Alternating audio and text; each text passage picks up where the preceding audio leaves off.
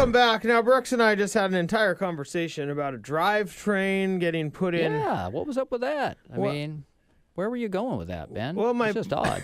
Just like, why are we talking about automotive? I mean, it's like when you're talking team, obviously it was one guy, he was hungover, putting the drivetrain back in the car, puts it in backwards. If they'd had a team approach, had someone to double check that, we would not have driven out of that shop backwards. I mean, what's up with that? That is so true. I talk about technology. If you've got the right technology, Ben, I mean, you can pull this all together. But you just have one guy out there. He's just doing the mechanics, doing it wrong. I mean, what do you think about that, Dean? I was always going to call him Brent because I know his brother, but I didn't. That's good. Yeah, it's really tricky. I don't know. I actually, my chiropractor is a big part of my life because I spend my entire life with my head turned around looking out the rearview mirror or out the rear window of my car. But this morning, I'm suddenly realizing why.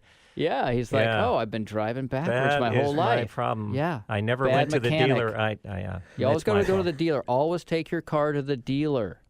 Because they've got the mojo to cover it. If they put something in wrong, they fix it. They flip that drivetrain around. They flip it around, yeah. Okay, you know it, baby. Okay. Bring it. So, bring it on. So, okay, you talk about anything getting fixed incorrectly in a car shop or in a home or a real estate transaction gone bad. Stuff breaks. When there's one person, in the same way like a writer does not edit their own work, there's a lot more checks and balances when you have a team.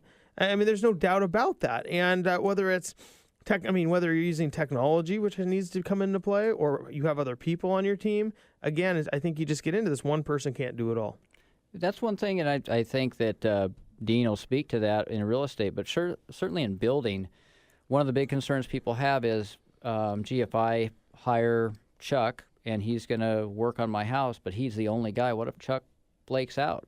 So what we really promote in our business is that we have the team and that we have daily meetings, and if we're behind on a job or seeing we're having struggles on a job to make our completion date, we just bring more resources from the team and apply more help there. And so I think that happens in real estate too. So if somebody goes on vacation, then there's someone else there to manage the transaction and make sure it closes on time.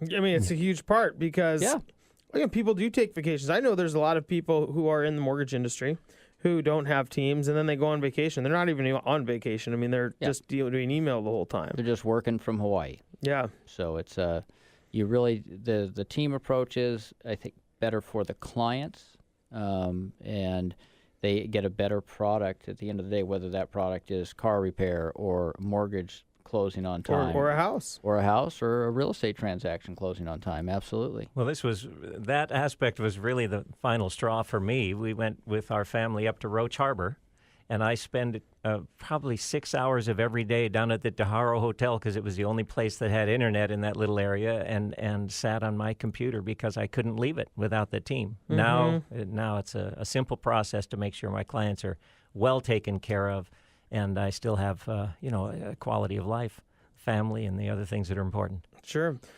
So, okay, let's switch gears just a little bit. Now, teams typically do consist of people, but a lot of people, professionals, will use technology as another aspect in order to kind of supplement themselves.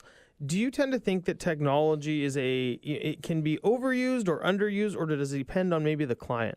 Yes. Yes. Yeah, that's wow. absolutely true. Yeah, I know. I have younger clients who are disappointed when I don't have my hands all over technology.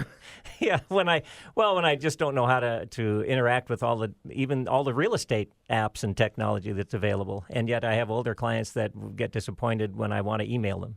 And I don't mean to categorize older and younger, but they're definitely, they're just like or email as technology. Yeah. I hear it's going to be taken away. It's going to come on pretty soon. I've heard the internet's going to stick. I don't think so. Yeah, I don't think it'll ever hold. That whole email thing is quite the invention. Quite the invention, yeah. But think about email for a second, because we see this. A lot of times emails don't get read because you end up with too many. Everybody gets 5,000 emails. Sure. So in some ways, this is a technology that is certainly here to stick, but people are even going away from email People are communicating more with like internally with Facebook because you don't get all the spam, or text messaging because you don't get all the spam. There are different companies out there that actually focus on basically creating collaborative communication tools for real estate specifically, because because you end up with so many. Email just becomes such a cluttered way of communicating sometimes. Yeah, my kids and their friends, the most tech-savvy ones, don't email at all anymore. Yeah. And That's they right. kind of look down their nose at people who do. Yep.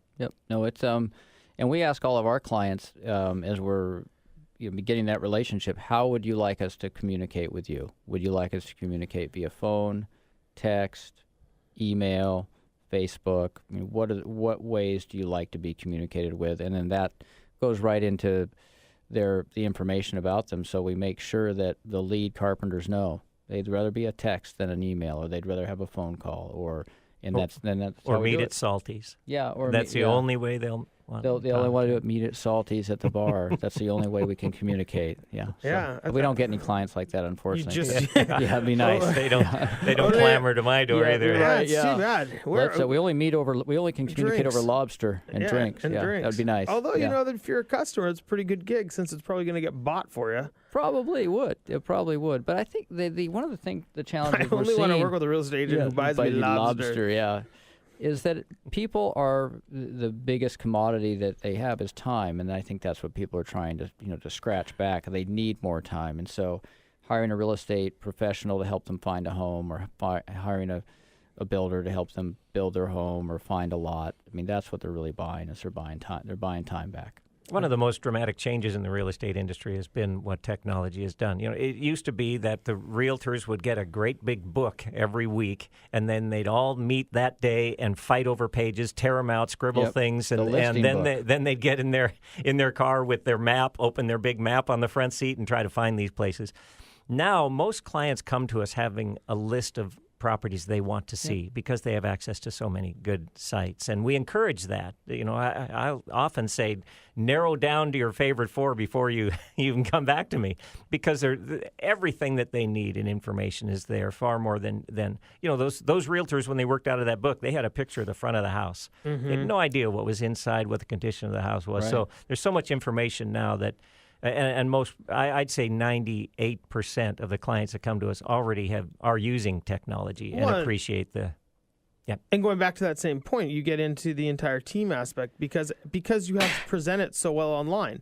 You need maybe it to be staged. You need good photographs. You need all these different pieces of the puzzle. And most real estate agents, you may not even own a good enough camera, let alone know how to be a good photographer. That's right. Yeah, you can now we have all of our renovations shot professionally before and after, and the quality of pictures is just amazing with the new technology. The color corrections and all that. Absolutely. Yeah, and until you understand all those different aspects, just of technology, you really do need a team. Yep. Because the technology in that case is there. Anybody can maybe do color correction, but do you know how to use the technology? And I think that kind of is where you end up thinking, the more technology you have, the bigger team you need, because each technology has a different way of needing to be mastered. Yeah, it's a different expertise, and so none of us can be an expert in every one of those things. So you really need that team to pull it all together and make sure that if you've got a good idea and you have a good ability to lead, then you can do that and get the right team together with you. Absolutely. Guys, thanks so much for joining us. So we do have to go. Brooks, Powell, and Dina Rico. I'm Ben Brashen. Thank you for listening to Brashenomics.